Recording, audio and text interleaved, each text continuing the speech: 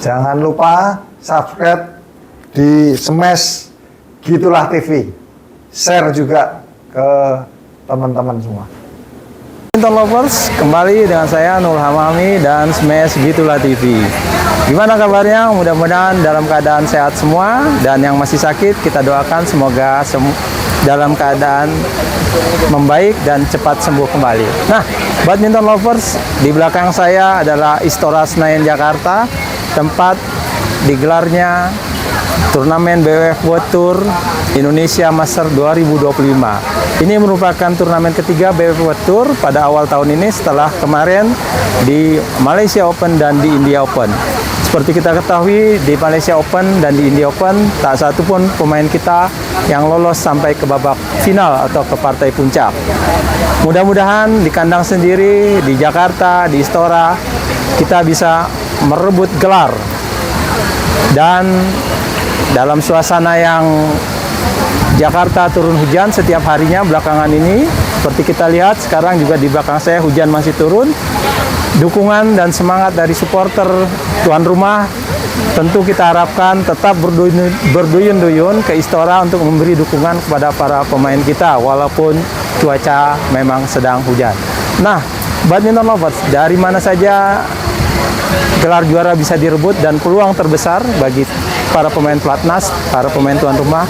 Kalau melihat undian yang sudah dikeluarkan oleh BWF jauh sebelum pertandingan atau turnamen ini digelar, di tunggal putri dan di tunggal putra peluang kita cukup besar.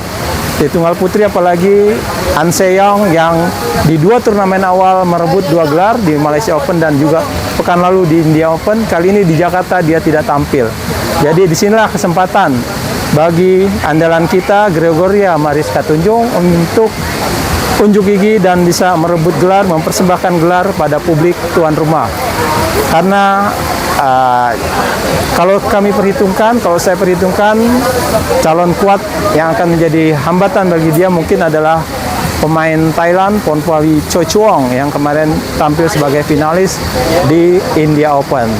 Nah, dengan tidak hadirnya An Se-young, kemudian tidak hadirnya Wang Ziyi dari Cina, juga ini merupakan kesempatan emas bagi Georgie atau Gregoria untuk merebut gelar tunggal putri. Kemudian di tunggal putra, Jonathan yang menjadi andalan kita dan kemarin tampil sebagai semifinalis di India Open tentu saja berpeluang besar untuk juga bisa merebut gelar, mempersembahkan gelar bagi publik Istora, karena kita ketahui Viktor Axelsen yang menjadi juara kan lalu di India Open tidak tampil di turnamen ini. Dan kalau kita perhitungkan, mudah-mudahan ini juga tempat yang bagus. Istora menjadi kenangan manis buat Jojo, buat Jonathan ketika dia mampu merebut medali emas Asian Games tahun 2018. Semoga saja dia bisa mengulang suksesnya di Istora dan menjadi juara di nomor tunggal putra. Nah, bagaimana di ganda putra? Kalau kita lihat penampilan andalan kita, Fajar dan Rian, jeblok di dua turnamen awal. Mereka gagal hanya sampai di babak pertama di Malaysia Open, kemudian hanya sampai di babak kedua di India Open. Kita memang tidak bisa terlalu berharap banyak pada Fajri di Istora kali ini. Cuma dengan kegagalan di dua turnamen awal, mudah-mudahan ini bisa memicu semangat Fajri untuk bisa membuktikan bahwa mereka masih ada dan mereka masih bisa menjadi andalan Indonesia. Mudah-mudahan selain Fajri, kita juga masih ada pasangan-pasangan yang baru digabungkan setelah Olimpiade.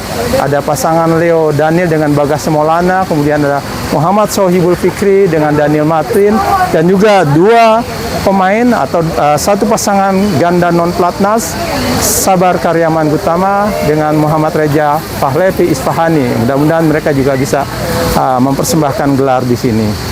Nah, di ganda putri memang kita masih menjajal pasangan lihat Triana Mayasari dengan Siti Fadia, kemudian juga pasangan Ana dan Tiwi juga mungkin belum bisa terlalu kita andalkan, tapi bisa saja lolos sampai semifinal sudah bagus buat pasangan Ana Tiwi atau pasangan Triana Mayasari dengan Siti Fadia.